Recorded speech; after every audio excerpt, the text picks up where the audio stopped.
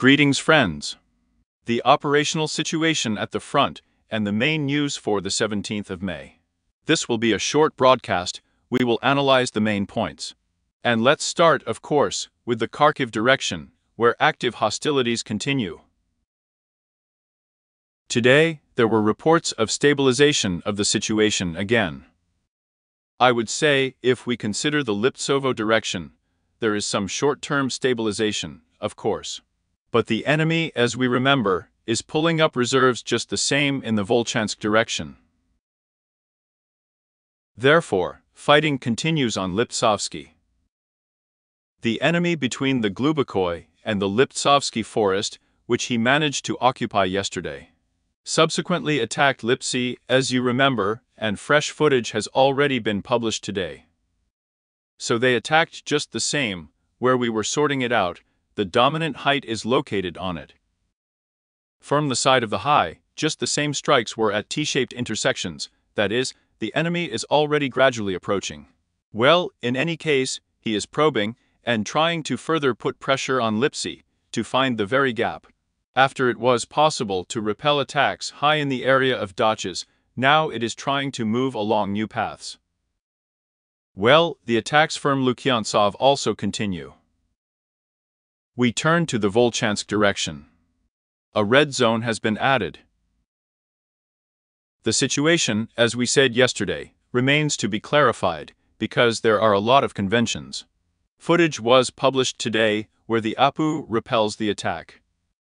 A close-range shooting battle ensued near the Volcha River, and was added accordingly on the basis of those frames where the enemy is already present, the gray zone and the red zone.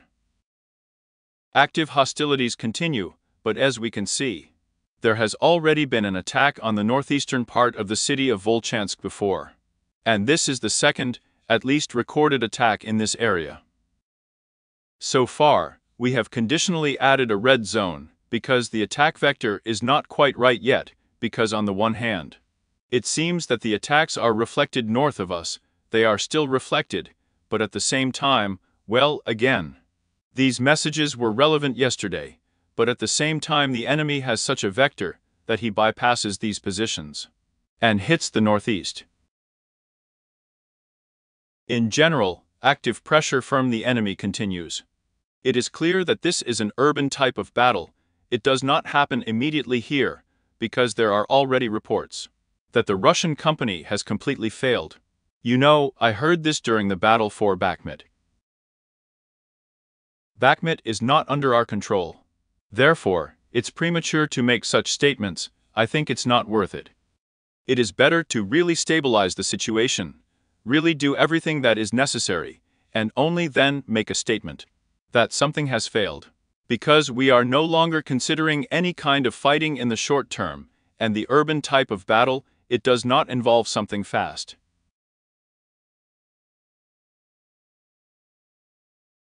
Therefore, active hostilities continue. What about the construction of Volchansk itself? This means that the information at the time of the broadcast, literally an hour before it, is very contradictory.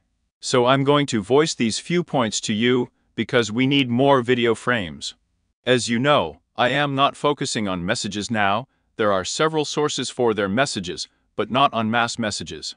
Not on disinformation, but clearly either a reliable source or geolinking based on drone footage. So, there are reports that, first of all, the enemy has gained a foothold in the hospital area, and, accordingly, this area is now controlled by him, a little even to the east of the hospital. That is, approximately, well, conditionally outlined area, yes, approximately. The second point is that Orlova Street. So there is further pressure on it. We have added a red zone along the forest belt and a small part of the landing, but there are also reports along Orlov Street that they have moved further. We added a gray zone yesterday. They were just the same, as you remember, according to geolinking, approximately at this building. Who are they? Russian troops. So, along Korolenko Street, they tried to be active, so there is a message that this area has also come under their control. But there is no visual confirmation yet, because there are a lot of counterattacks from the AFU, which we have just analyzed. And there they retreated to, not to their original positions, to north, but where exactly, so far it's all up for clarification. And plus those who acted brigades in this area, I do not yet know, in any case, the vector where their movement, where they attacked. And whether they were able to gain a foothold at the neighboring landing, it means between the red and gray zone. But it will all show in the near future. Therefore, there are a lot of nuances, and it is better to give you reliable information. I have voiced all the nuances to you on Lupus, but then time will show everything, as they say. Moving on. Kopensky-Satovsky section of the front. Active hostilities are continuing in our country, as they are pressing along the railway north of Kislovka. Some more refinements were also added, a little more along the railway of the enemy's advance. And accordingly, now the main pressure from the Russian troops is aimed at advancing to the road, although this road is not so important to them as getting positions in order to attack the southeastern parts of Ivanivka more safely, which they are already taking into account the fact that there is activity means on the outskirts of the southeastern outskirts of Ivanovo.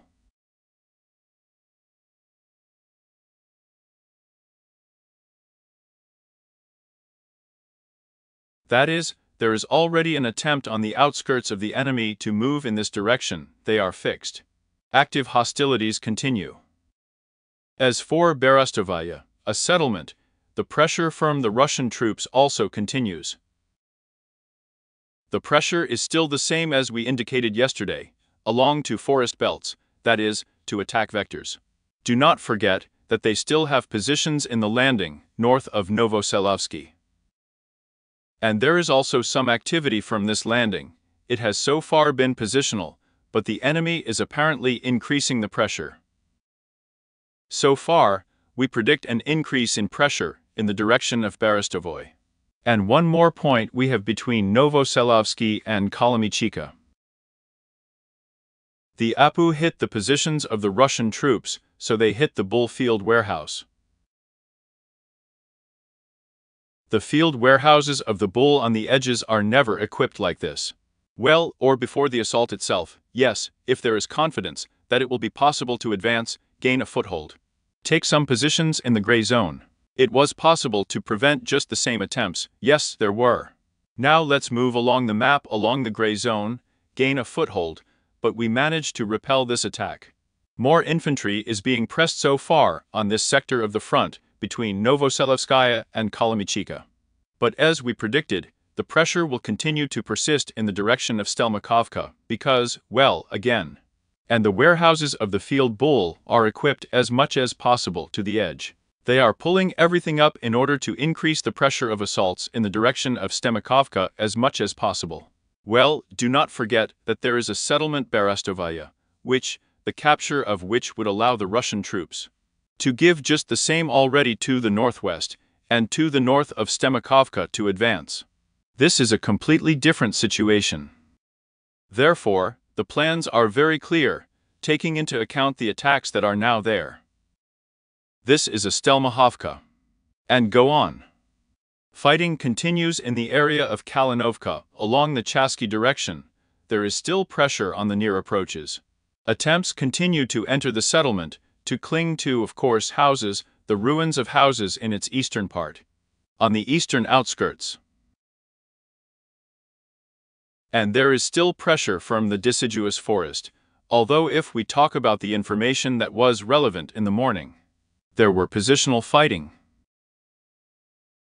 But already closer to lunch, there was information from our fighters that, with the support of about 20 armored vehicles, the roll began. Therefore, we will already know this later in the evening, because now there is a very serious battle going on in the direction of Chasov Yar. A very serious fight. That is, just the same fist that was formed, yes, he has already entered the battle. As they say, I will cover this in my telegram, if there are any changes, but by the evening, we will already know the situation. Therefore, active fighting continues at the Yar Cemetery. We have some information on the Pokrovsky direction in Uman. So, those messages that were from the Russian side, where they stated that they managed to completely take control of Umanskaya, including its southern part, from the south to strike. I said that initially, that I had no information, so then I said that the information from the Russian side, it does not correspond to reality, is a throw-in. To date, we already have some clarifications on the situation. Shots were published by the AFU fighters.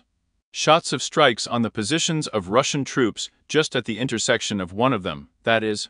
We are recording further progress from a number of support points in the western direction. This zone is added to the red one. The enemy has managed to gain a foothold. And taking into account, let's say, the pressure that we have southwest of Semenovka. Also on one of the supports at the junction of the T-shaped intersection, it means vector A is the first, vector A is the second.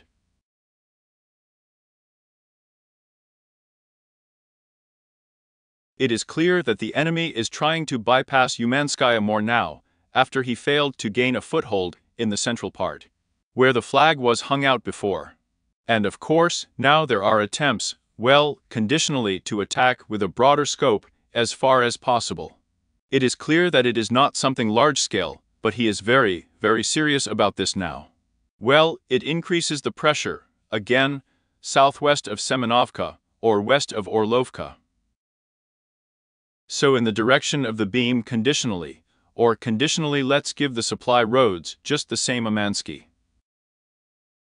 And the attacks continue in the direction of Yasnopradovka on Natalovo. We have not received any new information. The situation remains under clarification. On the Russian side, despite the statement, there were no photo-video confirmations with flags and so on, as they habitually do. Therefore, of course, there are a lot of throws now, as you can see, especially from the Russian side. It is clear that the main task is not for us to illuminate something, but for the AFU fighters to show that everything is very bad, to show. The situation, of course, is not the most rosy. As I have already said, we really have a very difficult situation.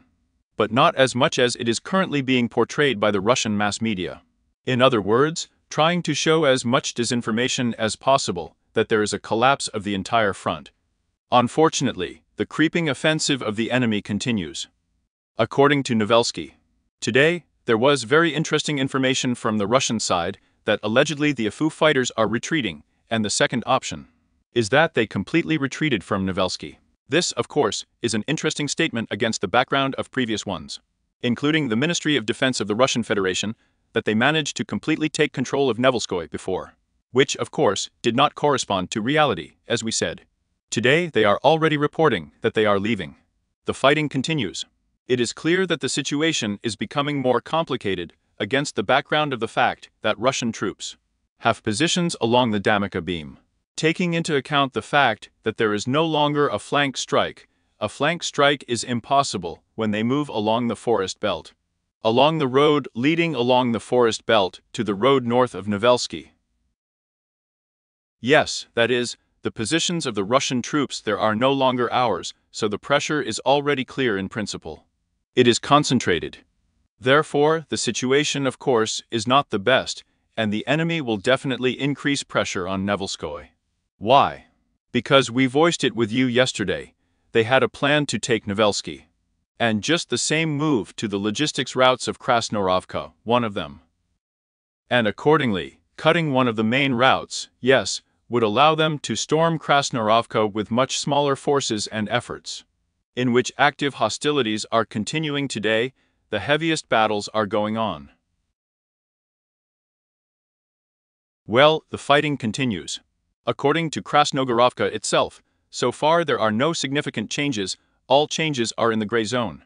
Well, periodically in the red zone, somewhere it is possible to push the enemy. Speaking in terms of about 48 hours, the positions move from one side to the other. Or in simple words, the hardest battles continue with varying success. But the enemy, of course, the main goal is to squeeze out the AFU garrison from Krasnogorovka. And taking into account the fact that there is progress along the Damika beam, we should still try in the near future, let's say, not so much to use the main forces in Krasnogorovka as an attempt to break through to the logistics path. But time will tell all this. Moving on. Then we have Georgiivka. Everything is there in the same Kurakovsky direction as Krasnogorka. There are a lot of statements from the Russian side about the advance of their troops, further progress in the settlement itself.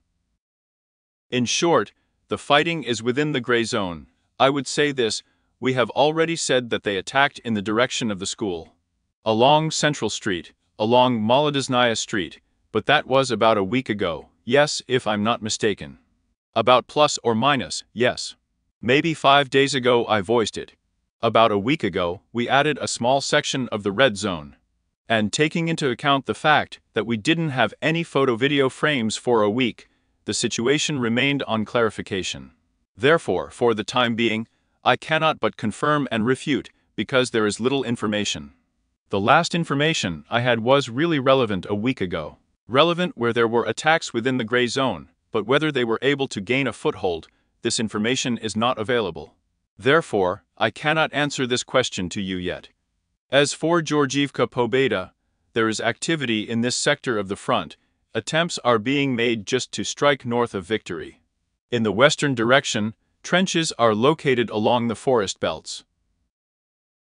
Russian troops are counting on these trenches, and, accordingly, on field reservoirs.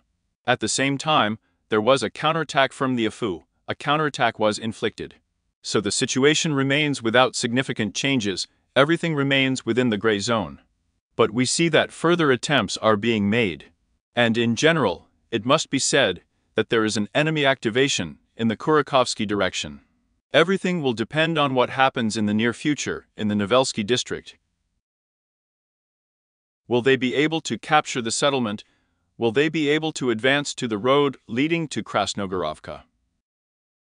It will depend a lot on what kind of configuration of the front we will have in the Kurakovsky direction. Because those forces that are concentrated in the Petrovsky district of Donetsk, they can naturally be used not to Krasnogorovka, but to strengthen Georgiivka and Pobeda Konstantinovka, Praskovayevka, that is, to the neighboring site.